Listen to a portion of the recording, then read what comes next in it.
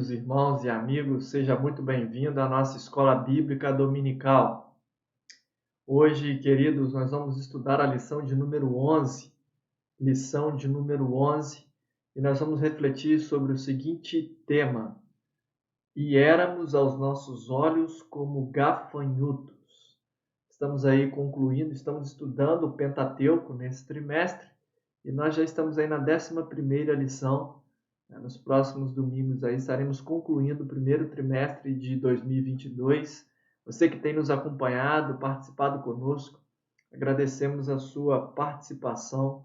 E é sempre bom poder estarmos juntos com o objetivo de estudarmos a Bíblia, de estudarmos a Palavra de Deus e o Pentateuco, que são os 5 primeiros livros da Bíblia, que narra a história do povo de Deus, dos israelitas, dos hebreus. São livros que têm grandes ensinamentos e aprendizados que servem de crescimento, que servem de edificação para as nossas vidas. Hoje, falando sobre a nossa lição, o nosso estudo, eu quero ler o texto base, eu quero usar um texto como base do nosso estudo de hoje, Números capítulo 13. Vou estar lendo do verso 25 ao verso de número 33. Números 13, de 25 a 33. Diz o texto: Ao fim de 40 dias, eles voltaram de sondar a terra.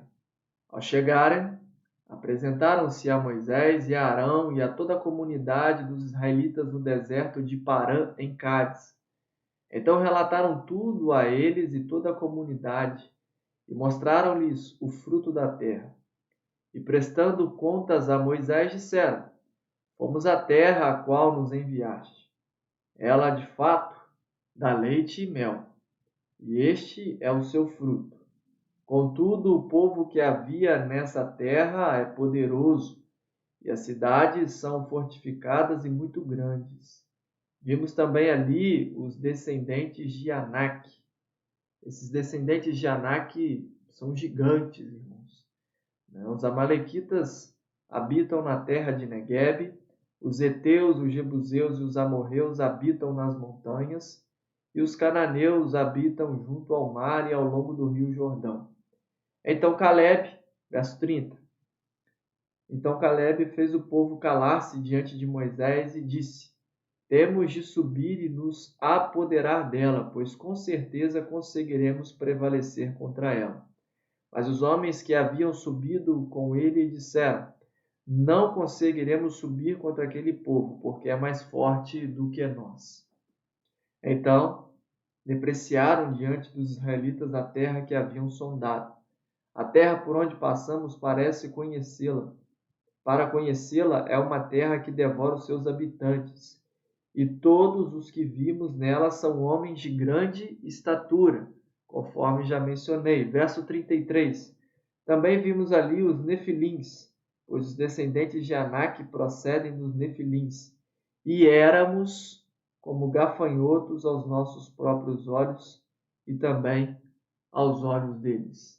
E éramos aos nossos olhos como gafanhotos. Este é o título do nosso estudo. Este é o texto que vamos aqui utilizar como base. E este estudo de hoje, a lição de hoje, ela vai nos refletir, contextualizando primeiramente. Nós estamos diante do momento onde ali, no capítulo 13, 12 espias, é selecionado 12 espias para que pudessem ir à terra de Canaã, sondar a terra, conhecer aquele território. E no capítulo 13, vai estar o nome aí dessas pessoas que foram selecionadas para ir conhecer a terra que manava leite e mel. E o texto em que lemos aí é um relato dos espias a Moisés e a Arão. Quando eles retornam, eles vão ali narrar tudo aquilo que eles presenciaram. E há de se destacar que o parecer da maioria dos espias é um parecer negativo, porque, segundo eles, a terra de fato manava leite e mel, mas o grande detalhe que nós devemos nos atentar, no meu ponto de vista, está no verso 28, quando o texto diz: Contudo. Este contudo expressa uma ideia né, adversativa, porque o texto vai dizer no verso 27, conforme os espias vão dizer, né, de fato, lá dá leite e mel, este é o seu fruto.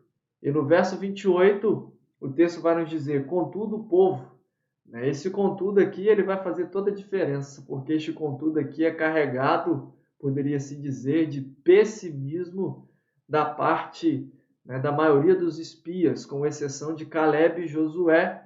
Os demais espias voltam com um parecer completamente negativo com relação à conquista daquela terra. O primeiro obstáculo aqui colocado é a presença de um povo, né, os descendentes de Anak. Esses descendentes de Anak eram homens de grande estatura. A terra, né, que eles foram espiar era uma terra frutífera, próspera, né, e o texto bíblico nos deixa isso em evidência, né? Mas também a grande questão aqui colocada pela maioria dos espias é a dificuldade de tomar posse daquela terra por se considerar, né, pequenos e incapazes para tal. E o verso 33, né, ele vai terminar, né, com a mesma expressão que é o título da nossa lição. E éramos como gafanhoto aos nossos próprios olhos e também aos olhos deles. Nós estamos diante de um povo negativista, pessimista com relação à conquista. Mesmo depois das teofanias, poderia-se dizer, teofania é a manifestação visível de Deus. Mesmo diante de um Deus que, em todo o trajeto, em todo o tempo de deserto, desde a saída do Egito, diante de um Deus que cuidou do povo, diante de um Deus presente, e este Deus havia prometido ao povo que estaria conduzindo eles poderosamente, com braço forte, a uma nova terra, a uma terra prometida. O povo é pessimista com relação a tomar posse dessa terra que Deus havia prometido. E isto é o assunto principal, é a essência do nosso estudo de hoje. Nós vamos falar neste estudo sobre a incredulidade. Nós vamos mostrar como o pessimismo e a incredulidade, irmãos, podem trazer consequências danosas à nossa vida, enquanto a obediência e a fé às promessas de Deus nos trazem vitória. Números nos ensina isso. Na semana passada, ao refletir sobre números, e eu disse em certo momento que o princípio teológico forte dentro do livro de Números que nós podemos dizer e aprender é a presença de Yahvé, é a presença de Deus. Deus cuidou do seu povo, conforme poderia sim citar como exemplo a nuvem de dia. Nós sabemos que deserto é um lugar quente, desgastante, é um lugar complexo, né? E durante o dia Deus mandava ali a nuvem para que pudesse preservar, para que pudesse guardar aquele povo, né? A nuvem durante o dia tinha esse aspecto, o aspecto de proteção. E conforme já disse, a nuvem, né, era uma teofania de Deus, uma manifestação visível, clara do cuidado de Deus. Durante todo o tempo, durante todo o trajeto, irmãos, Deus cuidou daquele povo. E quando a gente lê, conforme a gente tem lido e estudado estes 5 primeiros livros, é notório, é perceptível e é muito claro a ação poderosa de Deus para com o seu povo naquele tempo, os hebreus. Mas mesmo assim, o comportamento, né, daquele povo é um comportamento de incredulidade, conforme nós já aqui lemos no texto base. Um comportamento pessimista de incredulidade. Para você ter ideia, né, os israelitas eram um povo muito comum. A gente já viu isso e é bom a gente, mais uma vez, ratificar isso. Como que o povo reclamava, né? A gente pega esses livros iniciais aí da Bíblia, né? Quando a gente começa a conhecer um pouco o contexto, né, e ler os textos bíblicos, desde a saída, desde o êxodo, o povo reclama porque eles saíram de lá, eles estavam sempre murmurando e reclamando, né? Por exemplo, por que saímos do Egito? Será que foi por falta de túmulo para que pudéssemos ser sepultados? Eram essas expressões de murmuração, de reclamação do povo. Aqui em Números capítulo 14, no verso 2, o texto vai dizer que todos os israelitas murmuravam contra Moisés e Arão. E toda a comunidade lhes disse: seria melhor se tivéssemos morrido na terra do Egito. Seria melhor se tivéssemos morrido nesse deserto. Murmúrio, reclamação, incredulidade. Era este o retrato dos israelitas, irmãos.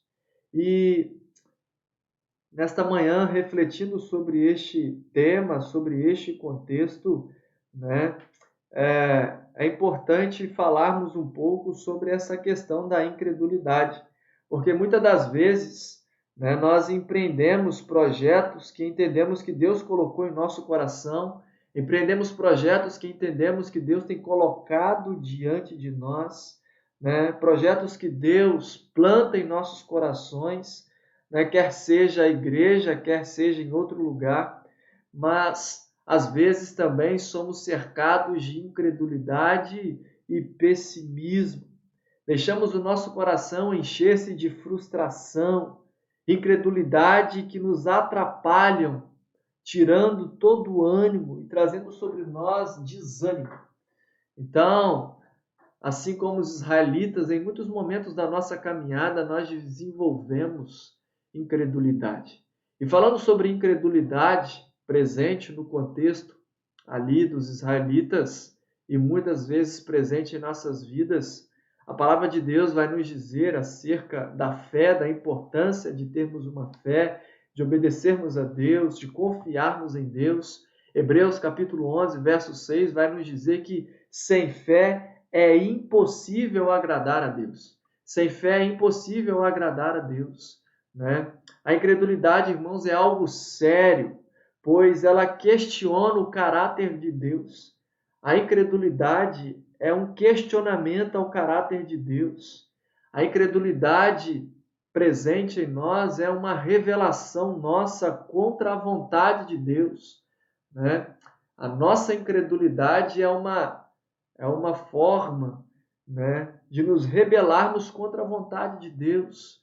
Então, nós precisamos entender e encarar a incredulidade como um sério problema desenvolvido, às vezes, em nosso coração. Se a presença de Deus, irmãos, é um princípio forte dentro do livro de Números, o outro destaque que quero fazer aqui, que nos chama a atenção, né, dentro do livro de Números, é a relação de desobediência, de incredulidade, de murmuração e de rebelião do povo para com Deus. Há uma regularidade de incredulidade, de desobediência no meio dos israelitas. Falando dentro do contexto de Números, havia uma regularidade de desobediência, de incredulidade, de queixas, de reclamações presentes na vida, na boca dos hebreus, conforme que lemos no verso 2 do capítulo 14 de Números, que os israelitas murmuravam contra Moisés, né? Seria melhor que a gente tivesse morrido no Egito, né? Mas contrapondo os espias que foram a Canaã, né, pessimistas que murmuravam, vamos ter aqui pessoas que fizeram diferença, né, que voltaram com um depoimento totalmente diferente dos 10 espias. E aí nós vamos falar de Josué, filho de Nun, e de Caleb, filho de Jefoné. Diz o texto de Números, capítulo 14, versos 6 a 8, o seguinte: E Josué, filho de Nun, e Caleb, filho de Jefoné, que faziam parte dos que haviam sondado a terra, rasgaram suas roupas e falaram a toda a comunidade dos israelitas: A terra por onde passamos para conhecê-la é extraordinária. Este foi o depoimento de Josué e de Caleb. Diz o verso 8 assim: Se o Senhor se agradar de nós, então nos estabelecerá nessa terra e a dará para nós, terra que dá leite e mel. Se por um lado nós temos 10 espias e a maioria do povo que murmurava, que reclamava, que era incrédulo, que desobedecia, que não tomou posse das bênçãos e promessas de Deus, nós vamos ter aqui homens de fé, de fibra, de fidelidade. Josué e Caleb vão tomar posse, né? Ao ir e avistar a terra prometida, eles voltam de lá com um parecer dizendo, né, que aquela cidade, que aquela terra era um lugar extraordinário. Extraordinário. E é interessante falar e pensar sobre isso, irmãos, porque quando nós olhamos para o livro de Josué na Bíblia, né, se eu não me engano, no capítulo 14, ali quando Josué ele vai entrar ali, né, e possuir Hebrom como herança, né, Josué ele vai dar um lindo testemunho de fé, né, quando ele vai dizer que 45 anos se passaram, né, 45 anos se passaram, né, melhor dizendo, 40 anos se passaram, né, e ele estava tão forte quanto no dia em que o Senhor o havia chamado. Né, e Josué vai dar este lindo testemunho, né? Josué capítulo 14, verso 11, vai dizer assim, palavras de Caleb: ainda hoje estou tão forte como no dia em que Moisés me enviou.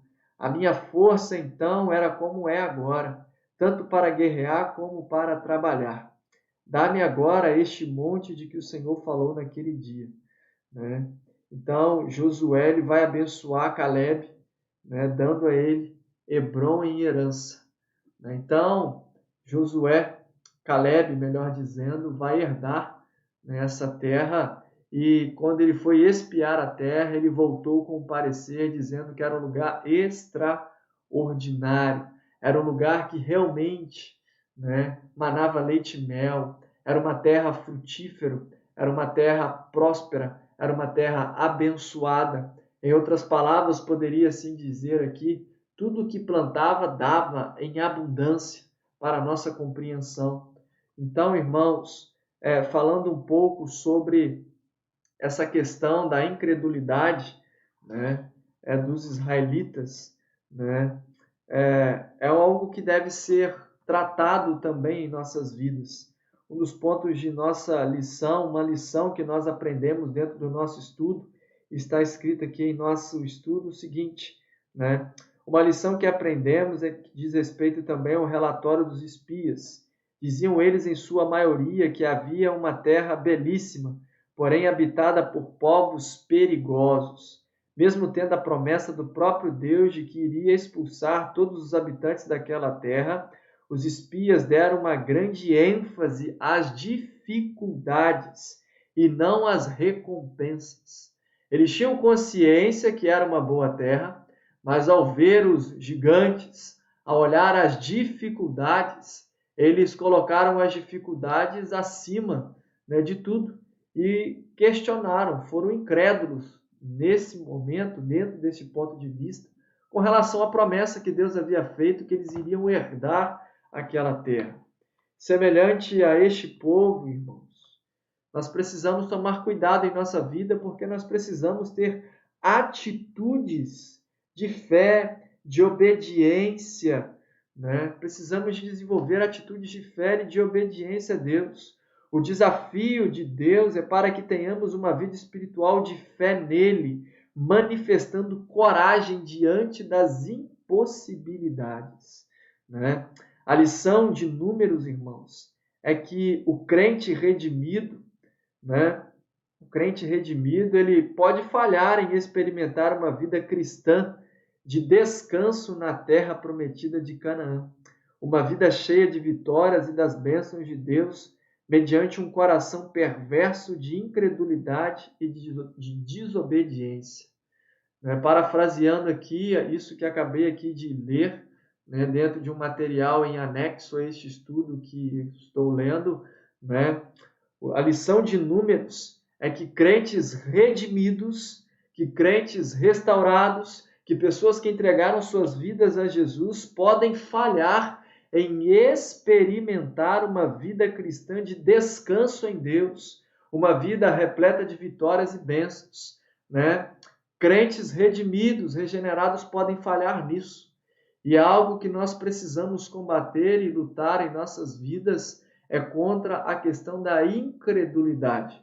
De repente, falando de forma ampla assim, você pode pensar assim: claro, pastor, eu não tenho esse problema de incredulidade. Mas a nossa realidade de vida é que às vezes nós somos incrédulos, nós somos, murmuradores, nós somos pessimistas.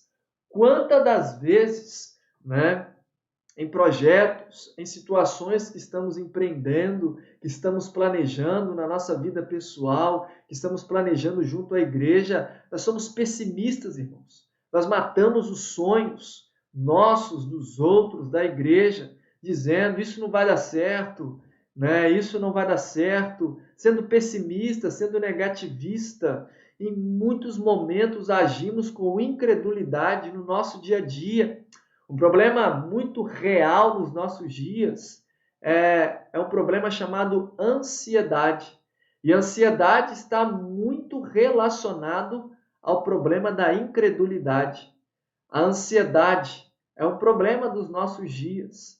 A ansiedade, ela vem em nós por conta do medo, E quando nós ficamos ansiosos, a ansiedade está relacionada ao fato de nós perdermos o controle de situações. Quando tudo foge ao nosso controle, nós somos preenchidos por ansiedade, por medo do futuro, por medo de coisas que provavelmente não irão acontecer, mas dado a nossa fraqueza de perder, de achar que saiu do nosso controle e que não vai dar certo, quando nós devemos confiar em Deus acerca do nosso futuro. A ansiedade está relacionada à incredulidade, irmãos. E em muitos momentos, quando nós ficamos ansiosos, achamos que não vai fluir, que não vai acontecer, que não vai dar certo, é como se disséssemos para Deus que nós não cremos que Ele é poderoso o suficiente para nos sustentar, para nos guardar e para nos amparar diante de situações futuras. Por isso que a Bíblia vai dizer em Filipenses capítulo 4, não andeis ansiosos por coisa alguma, antes seja conhecido diante de Deus através de súplicas e orações. Deus é poderoso o suficiente para suprir, para guardar, para nos amparar diante de momentos difíceis. Ansiedade, irmãos, é isso, é incredulidade, e é algo que nós precisamos lutar e combater todos os dias. Para combater a murmuração, o pessimismo, as ansiedades da nossa vida, nós precisamos encher o nosso coração com ações de graças, conforme Paulo nos orienta em Filipenses 4. O nosso coração precisa ser preenchido de gratidão. Ao lidar para combater, a melhor forma de combatermos a incredulidade, a nossa falta de fé, as nossas desobediências, murmurações, a melhor forma é desenvolvermos um coração agradecido a Deus. Deus não se agrada, irmãos, de um coração queixoso, mas sim de um coração alegre e cheio de gratidão. Efésios capítulo 5, verso 20, Colossenses capítulo 3, verso 17, 1 Coríntios capítulo 5, verso 18, todos estes textos que aqui estou citando são textos que nos falam, que nos ensinam, são textos que remetem à questão da ação de graças. Em tudo dai graças, pois esta é a vontade de Deus. Então, irmãos, a melhor forma de combatermos a incredulidade presente em nossas vidas é desenvolvermos um coração agradecido a Deus, é buscarmos a presença de Deus, assim como os discípulos clamaram e pediram: Senhor, aumente a nossa fé. Nós devemos, irmãos, orar a Deus, pedir a Deus que possa nos ajudar, que nós possamos lutar contra a incredulidade e que nós possamos tomar posse das promessas de Deus para nossas vidas. Deus é por nós, irmãos, Deus está conosco. Deus estava presente com os israelitas, Deus está presente no barco da nossa vida, Deus está presente em todo o processo da nossa caminhada e nós precisamos confiar em Deus. confiar em Deus, que Deus é poderoso o suficiente para nos guardar. Assim como nós, ao longo da pandemia, falamos, o Deus que nos guarda no nosso trabalho, que nos guardou nos supermercados, nos lugares onde entramos, é o mesmo Deus que nos guarda quando a gente vai à igreja, à casa do Senhor, se reunir para cultuá-lo. Então, que Deus possa abençoar a sua vida, que você nesta manhã possa pensar e refletir sobre isso e que nós possamos entender que a vontade de Deus é que a gente possa ter uma fé firme, fundamentada nele, uma fé que nós possamos viver realmente na dependência de Deus, sabendo que Ele é poderoso para fazer tudo infinitamente mais, além do que pedimos ou pensamos. Que nós possamos desenvolver uma fé que agrade a Deus, que nós possamos encher o nosso coração de ação de graças, de gratidão a Deus, que nós possamos ir para a igreja, ir para a casa de Deus, entregar a Deus as nossas vidas, cultuar a Deus junto da igreja de Cristo. O nosso lugar é junto do corpo de Cristo, é junto dos demais irmãos, cultuando a Deus. Nós estamos aí, iniciamos, passamos por um período de pandemia, ela ainda não acabou, ainda existe, mas o nosso lugar é estarmos no meio do povo de Deus, da igreja de Cristo, junto das outras ovelhas, junto dos nossos irmãos em Cristo, servindo a Deus, obviamente que se cuidando, mas crendo que Deus está no controle de nossas vidas e que Ele é poderoso para nos guardar e nos livrar de todo mal, irmãos. Que nós possamos, cada dia mais, entregarmos a direção das nossas vidas ao Senhor, crendo nas suas promessas, que nós possamos crer em Deus e vencermos a incredulidade em muitos momentos presentes no nosso coração. Ó Deus querido, Pai amado, nesta manhã, ó Deus, a Ti suplicamos e rogamos que o Senhor tenha misericórdia de nós, que o Senhor possa abençoar as nossas vidas, aumentando a nossa fé em Ti, ó Deus. Pai, livra-nos, ó Deus, da incredulidade, da rebeldia, da murmuração, da desobediência.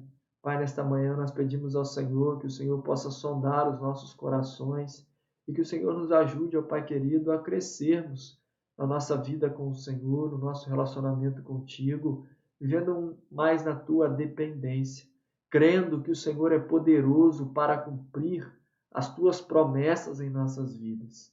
Pai, o Senhor está presente, o Senhor tem cuidado, o Senhor tem provido, o Senhor tem nos sustentado, Deus. E isto, ó Pai, é o suficiente para continuarmos. Pai, que o Senhor possa, ó Pai querido, em nome de Jesus, nos abençoar, nos dando, ó Pai querido, planos e sonhos para trabalharmos em prol do Teu reino. Que o Senhor possa cuidar, ó Pai querido, do Teu povo. E que como igreja de Cristo, independente do momento que vivermos, nós possamos, ó Pai querido, seguir firmes com o Senhor, crendo de que o Senhor é poderoso para nos sustentar, independente do momento que venhamos a viver. Assim oramos, ó Pai querido, em nome de Jesus Cristo. Amém. Deus te abençoe. Um bom domingo, em nome de Jesus.